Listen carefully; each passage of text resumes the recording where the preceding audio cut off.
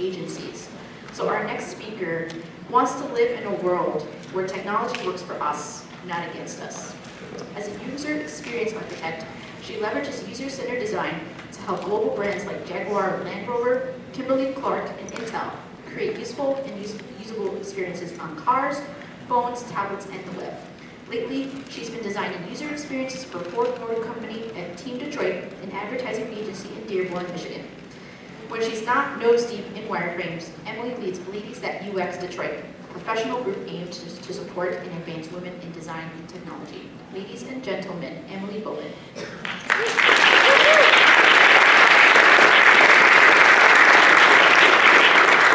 Mic check.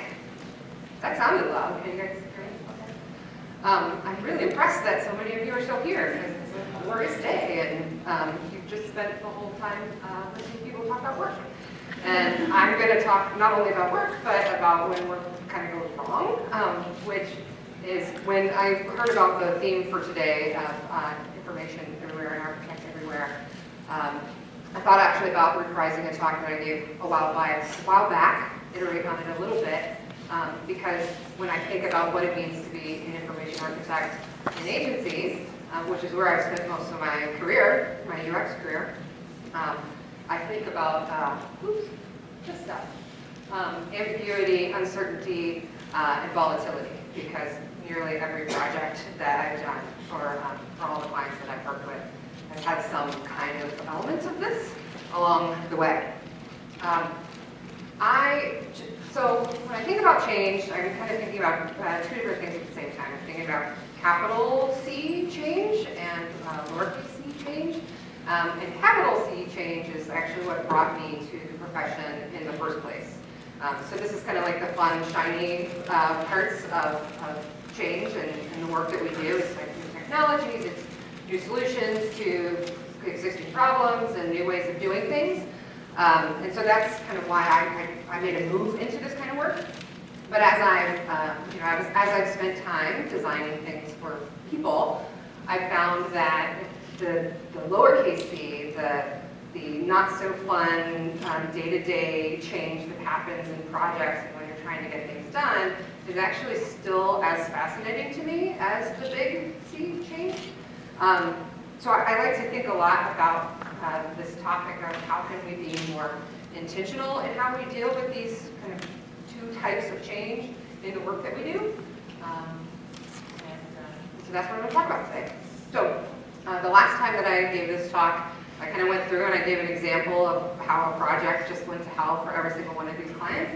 And I could probably do the same thing again, a whole new set of stories. But one in particular comes to mind because of why we're here to celebrate today, because it has a lot to do with information architecture. And we've certainly recognized this idea today about how information architecture is what kind of creates and facilitates meaning in digital environments, well, in all environments, I guess. And so it brought to mind something that I've experienced recently on a project that I'm working on with Ford. So because NDA, I can't tell you too much about the context of the project itself, but it was many months long project. We were designing some new experiences that were going into dealerships. Nothing particularly innovative in terms of a technology. It's just using basic web technologies, existing patterns that you've probably seen before, totally manageable UI kind of system. But when we got into the development phase, our development partners were having a really tough time identifying how to pull the right data out of the web service to display the information that we needed in the context of our UI. And this took, about 2 months to figure out. All of our huge project team and our developers kind of working together to kind of track down why this was a particular problem. Some of that was due to some organizational challenges, which we'll talk about a little bit later. But once we finally sorted those out, we came to the realization that the data is modeled in the web service in a way that is based almost exclusively on a Word document that a marketing manager puts together when they're releasing a new car, which to me was like, what? And I know we've talked a lot about how everyone is architecting information all the time, and sure, that marketing manager was architecting some things because they were putting that Word document together, but they probably weren't considering the things that we would consider as information architects, or as user-centered designers, or anybody that kind of creates these digital environments, about how that information would need to be structured so that it can be useful to a consumer of the information, as opposed to how the marketing manager would want to market the information. So there was a discrepancy there. So 2 months before launch, we basically had to go in and redesign that interface because it just wasn't compatible with how we wanted to display it.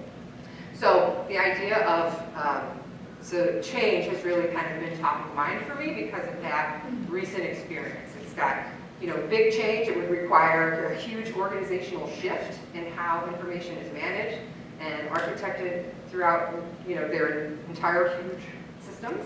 But then it also kind of created some of that little change where our project team had to hustle and bustle to come up with something that would work. So what is the point of all of this, and why should we even care? 2 reasons. Number one, I kind of see people who work as information architects, as user-centered designers or developers, or anyone that helps to build digital products as being the shepherds of the capital C change, right? As new technology comes into play, as we develop new products and new ways of solving problems, it is our job to make sure that those are applied in the way that works best for human beings and in the context in which they're going to use them. That's our role. We've got to know how to do that. But the reality is that that's really hard work, and that lowercase c change is going to happen no matter what. Things are going to blow up in your face. They're not going to go right or how you intend them to, and you have to be able to deal with that pretty well.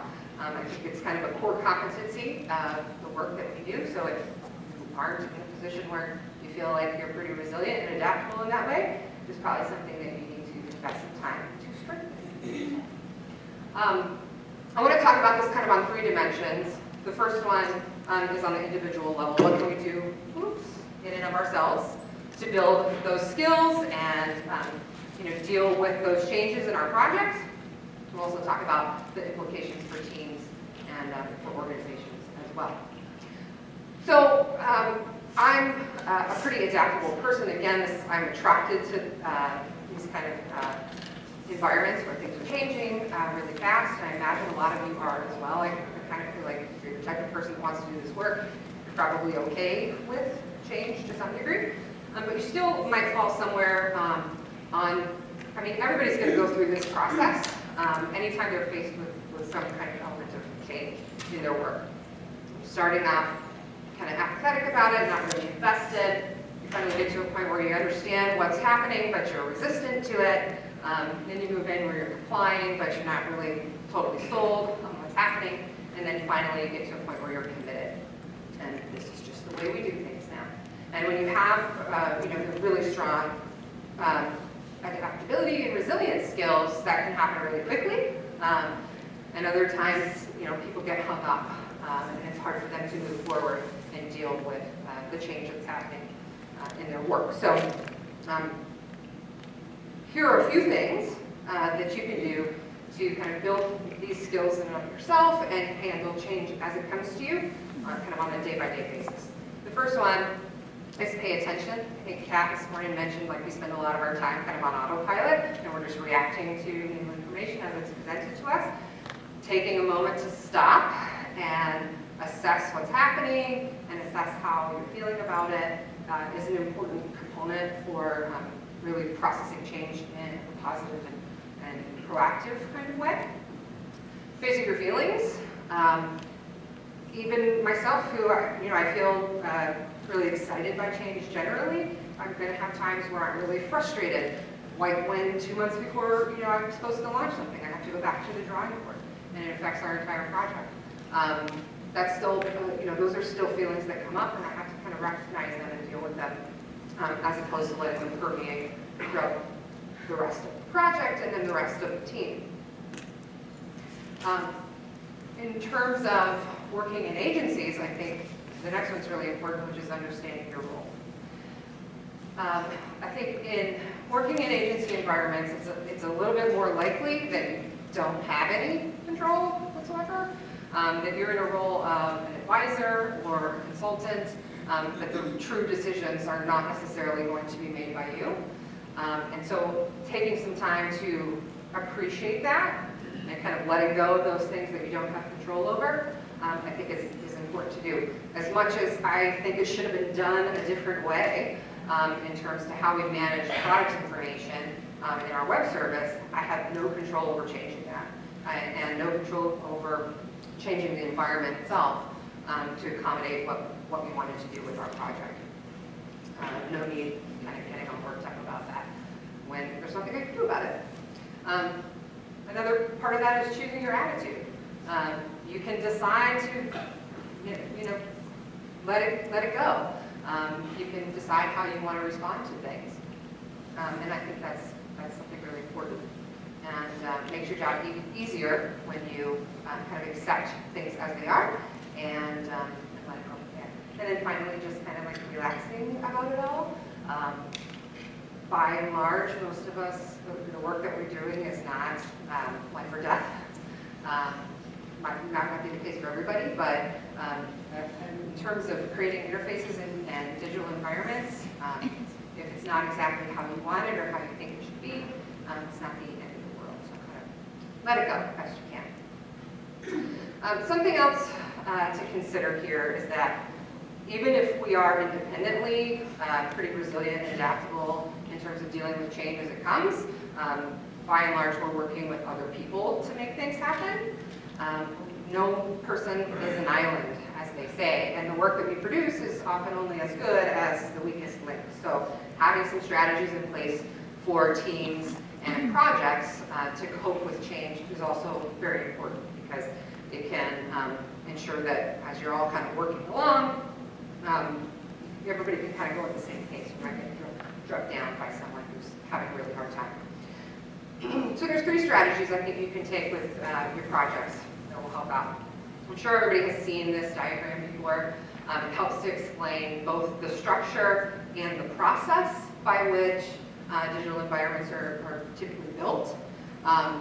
One of the things that happens a lot in agencies in particular is that we rush to, very early on in the process, we rush to the top layer of visual design to produce some kind of comp or an example of the design that we're going to deliver to a client. And that's necessary because it's about selling the work in, and a lot of our clients don't do this work themselves. So that it's helpful to have that visualized in a way that can help them to kind of wrap their minds around what we're going to do. The problem is that a lot of times people hold on to the things that they see in those representative designs, and it can kind of come back to bite you as you actually go into a design process and you're trying to build something kind of from the ground up and do a lot of the work that's necessary that on the planes that you see on the bottom. So working through this process, even if you're in an environment where that's working in lean or in agile, which are supposed to be really quick and iterative processes, it's still important to nail down some of those early levels and get them validated soon before you can move on to the more invested, before you get too invested in things like visual design or even interaction design in some cases. I've had a couple of projects where we started off really iterating on interaction design, only to find out later on it didn't really work with the information and content that we were dealing with. And so we had to go back to the drawing board. We lost a lot of time and created a lot of frustration. So even if you're working quickly and iteratively, you still need to keep in mind that these sheets are like are planes that have to be validated along the way. And in that order, there's value in that. Something else that I think is really important is to stay as low fidelity as you can for as long as you can. And this can be even when you're working very conceptually and working through some of the things that maybe Karen had highlighted in her talk earlier today. So working in that conceptual modeling space. if that's what makes sense to nail down a lot of the information issues. But even in interfaces, working with sketches or very lo-fi wires and mock-ups before you get to producing a really high-fidelity visual design. And this is just because we become much more invested in the things that take longer to produce.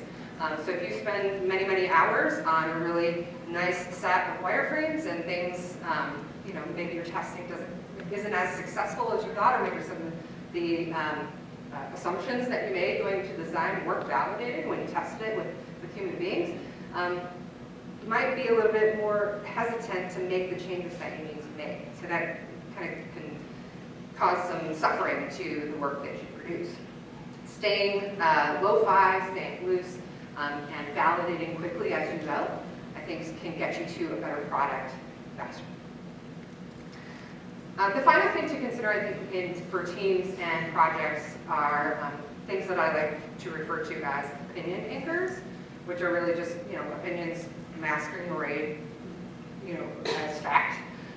In our field, I think I tend to think of these as like heuristics and best practices that we develop, which certainly are generally well validated, and not to criticize them too much, but I think you have to keep in mind that they might not necessarily be true for your users in their context, in your design.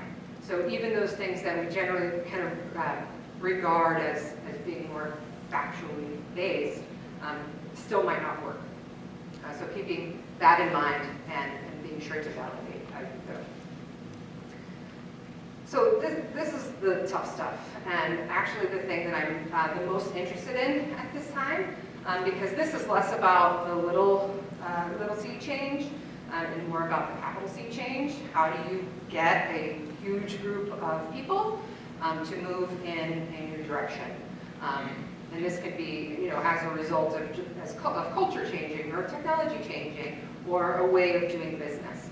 And that is what I've spent a lot of my time working on over the last couple of years at Team Detroit, which is the agency for Ford Motor Company. We work primarily with sales and marketing, but we also work with a couple of the other divisions there.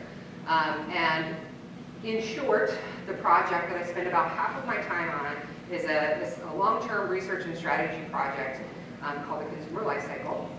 And the point of it is to move forward from a more product and marketing-driven organization to a more customer-centered organization. So we're using different information to make decisions about the things that we're going to produce and the way that we're going to get our products and services into market. Which, if you're thinking about an organization as large as Ford, even if you're just looking at the one division that we tend to work with, which is marketing, sales, and service, that's tens of thousands of people, if not hundreds of thousands of people. So I liken it to trying to point the cruise ship in the other direction, right? It's not something that's going to happen in one swift motion. It's going to be a series of very small changes over time, because otherwise you're going to capsize the boat or fall off the other side or something to that effect. No fun. So I've been trying to do a lot of research about how that is done, because it wasn't necessarily how I was trained. I obviously had some awareness of how organizations as systems operate, but there's a whole body of work on organizational change. This is an example of how business-type folks present that model of how it typically works when a large group of people make a major change, right? And it makes sense, and I can tell you from my experience with this project, it's pretty well proven out. You start by making a case. This is why this needs to happen. You develop some kind of vision, tell everybody about it.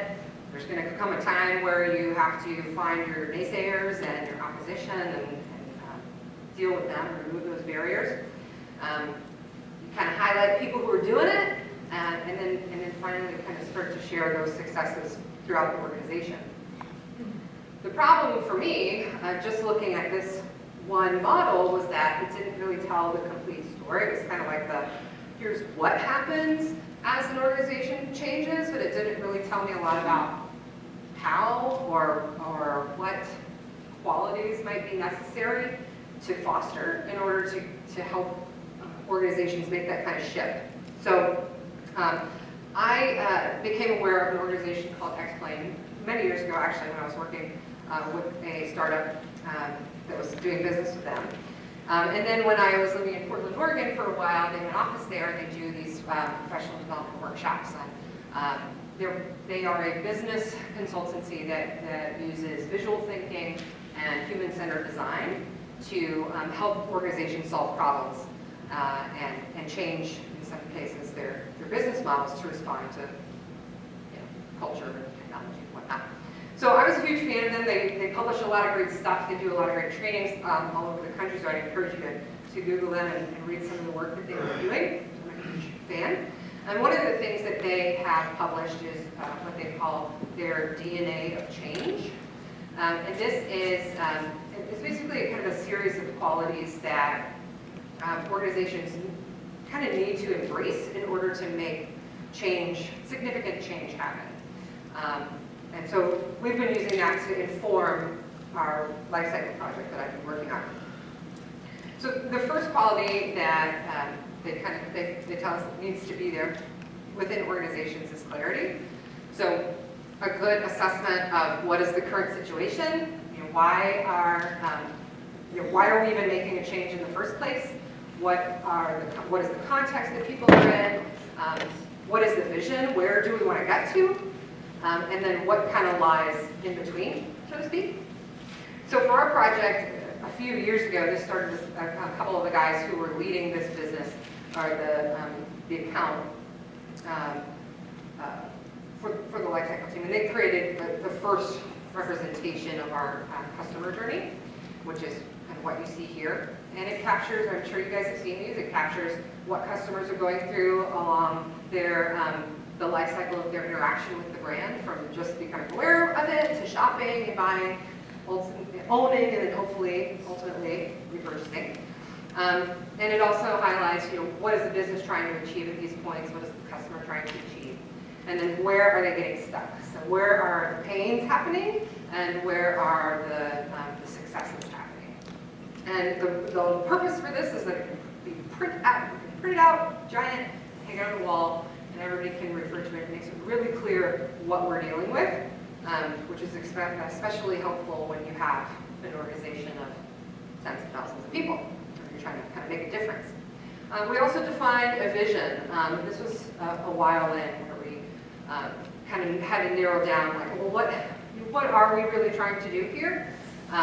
This is how we communicated it internally in our agency, but also within Ford, is that it essentially says we want to be customer driven and customer led, and not whiz-bang technology led or senior executive led or whatever the case may be. We want to respond to things that are happening with our customers and those human beings, not somebody else that just happens to have some power. So something else that kind of needs to be there for organizations to succeed at change is inspiration, and this one's kind of like duh. But there's two places that you can look for this. One is inside the organization. And when you're doing that, you kind of want to be looking for two things. You want to be looking out for those barriers, the naysayers, the obstacles that are going to be at play, and kind of start to be aware of what you're going to have to deal with at some point. But also, what are the success stories? What are people already doing that helps support the vision that you're trying to achieve? And then you want to be looking outside the organization as well, obviously. And this is where you look for new ways of doing things. The way that we've been doing that with our project is we had basically underwent a massive competitive analysis. So when we're dealing with cars, of course, we're looking at other auto manufacturers, but we're very intentional to also look at a huge set of organizations that are known to be pretty customer-centric from a variety of different industries. And we looked there to find similar problems, organizations whose customers had similar problems, but they were solving them in a different way. So, for example, one of our kind of top contenders in our best in class report, which is what it's called, is MailChimp, which is an email marketing service. And I'm sure you guys have probably heard of them because their UX team is pretty prolific and shares a lot of information. But there's not what does that have to do with cars, right? Which is some of the responses that we got from some folks inside our organization. But they have a lot of the same problems. People need help.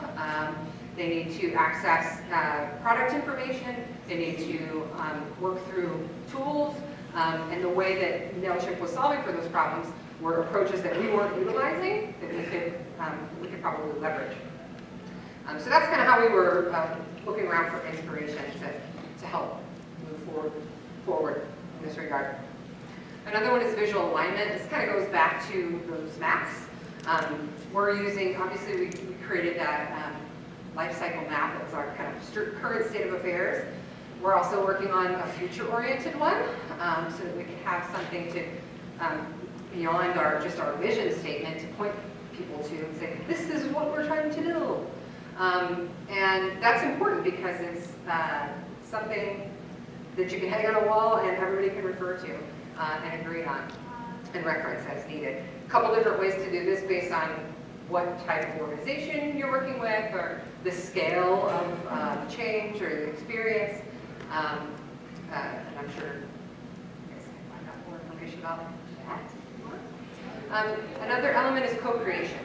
So people just get more invested in things that they help to build and design and make decisions about. So working in, working in the vacuum of just our team was not going to be very effective at the time. So we made sure to kind of build a process by which we could, at very regular intervals, involve stakeholders in some ideation. Obviously, we share what we know and what we've uncovered through our research, but we work together to ideate solutions for those kinds of things and provide those stakeholders actionable insights that they can go back to their initial teams with and work from. And that's really helped to kind of stave off some opposition that we found. Even within our agency itself, which was kind of problematic. So we had a senior exec who, and this project's been around for about 3 years now, I guess. It's not like a new thing, but very senior level guy at our agency made this comment. It was a little bit more than this, but in a group with a lot of our discipline directors, and this was something that we saw as like a huge problem because this is somebody who's interfacing with other very senior clients over at Ford, and if he wasn't bought into what we were doing and help to shore that up with clients, we were kind of doomed from the start. So we had to take that from kind of that similar process of co-creation with him in order to get him on board. And this is just part of the way in which we dealt with him as a barrier, so to speak. There was some onboarding and education that happened, but then we said, hey, this is what we're trying to do. How can you help us figure out this problem? And that has helped to get that person on board. Action, obviously, action means, is better than just words, right? We had to define somewhat of a process that we could share with people to prove that we're not just showing up in meetings and telling you stuff. Like this is about going out and doing real research with our real customers and leveraging other knowledge bases that we know and putting workshops on and ideating around ideas and getting to solutions and letting people helping people understand what that process is and where they fit into it has been helpful for us. Transparency is key, as I'm sure you imagine. So being out there, speaking about what we're doing, being an advocate of that within the organization is very important. But I like to think about this idea in kind of a different way because it also applies to some of the lowercase c change kind of problems, particularly in agency environments or other client services organizations. Because we are hired generally to be the experts on something or approach to doing something, people are very, very hesitant to say, I don't know. And I have found this to be extremely problematic in getting things done. And I think that's what this kind of speaks to, this idea of the antidote to uncertainty is not certainty, it is trust. Just coming up with some answer to a question because you don't feel confident enough to say, sorry, we don't have that information yet, or we don't really know the answer to that question, really just helps to reinforce the uncertainty, because it can kind of come through, particularly once you've kind of gone farther down the road and you've produced some kind of product or experience that doesn't quite measure up in some cases. So I think it's really important for us to be okay, especially if you're going to be working in an agency environment, to be okay to say, I don't know the answer to that question. We don't yet know that about the people we're designing for, but here's how we're going to find out. And having a plan for getting the answers to your questions. Harmony obviously is key, so taking a look and a lot of these things kind of interject, right? But kind of keeping track of those things that you know are going to be barriers and understanding how they are going to impact the overall harmony within the organization, so that you can account for that. One of the ways in which we're doing that with our project is trying to find champions for what we're doing. And naturally, it's helpful to find champions that are in positions of power in some respect, but that also really buy into the vision and have the clout and attitude to bring people along. Say, hey guys, this is going to be great. Come along with us. And we were lucky enough to get kind of start to amass this group of champions over the last year or so. Finally, what's important for all organizations and teams as well, I would say, is this idea of resilience.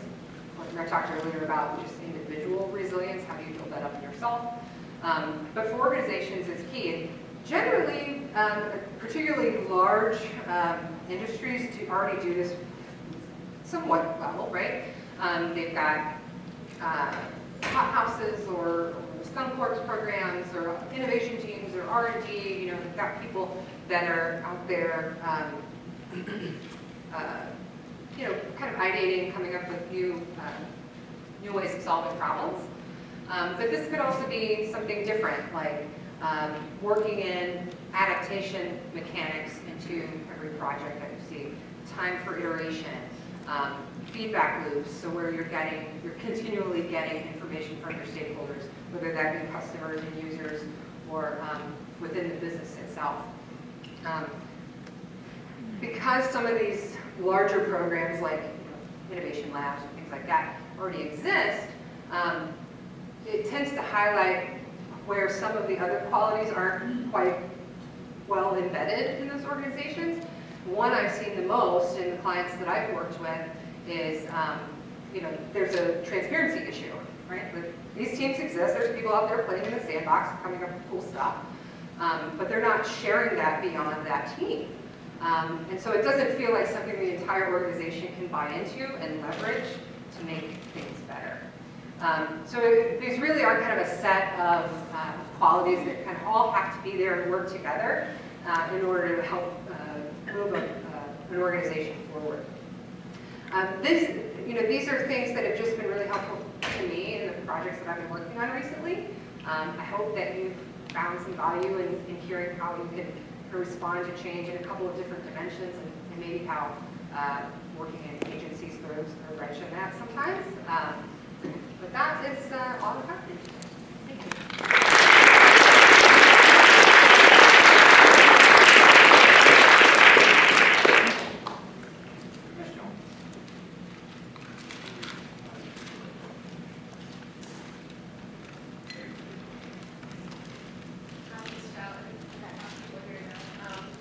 I was curious, do you have any insight into, I think we talked a lot about internally, kind of how we affect change within our own organizations, but do you have any thoughts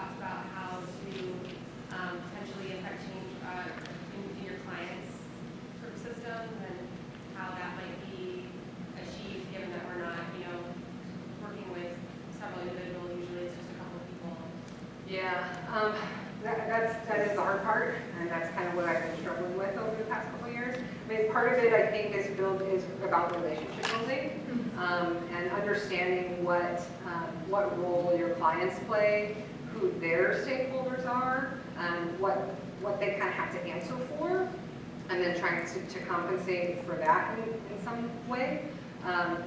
But even sharing, I think, stuff like this, so, you know, case studies about how change has been effective in other organizations, or kind of making a case for some of these tools. So even if you can't necessarily sell in some big program of hey, we're going to turn this company into a customer-centered company, you can kind of get a foot in the door and then prove the value of that tool or that methodology, and then build from there.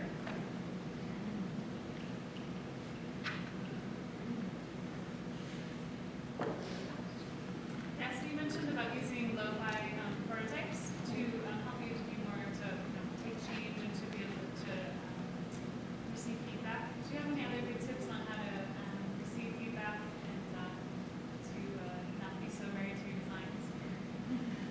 Create more of them? Yeah, I mean, I think often, or I don't know if this happens for you, but it happens for me. A lot of times I'll start off with one design direction and feel really good about it, just instinctually, and thinking, hey, this is going to solve the problem.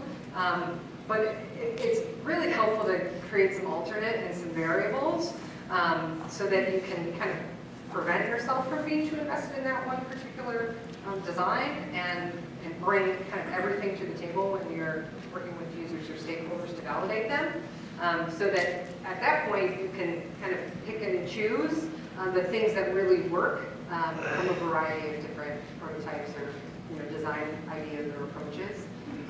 It kind of helps to kind of distance yourself from one particular solution while getting you a greater volume of actionable insight.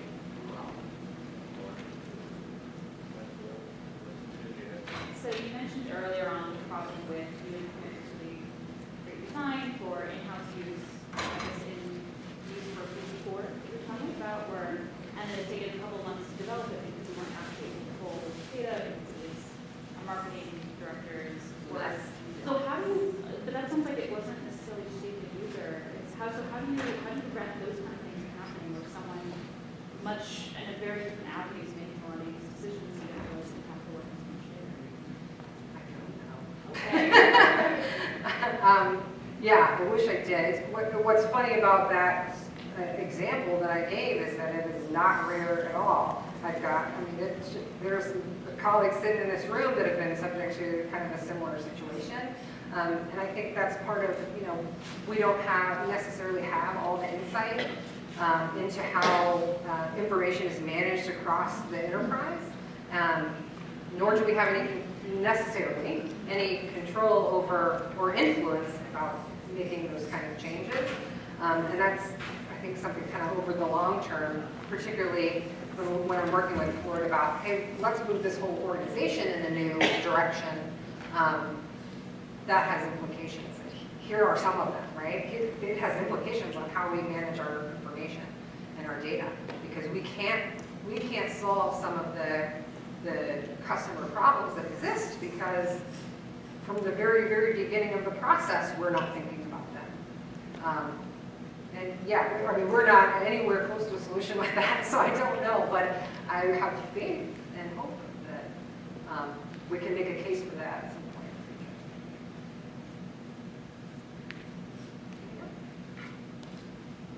After Marty. Raffles first. Oh, Raffles first, sorry. Okay, thanks so much.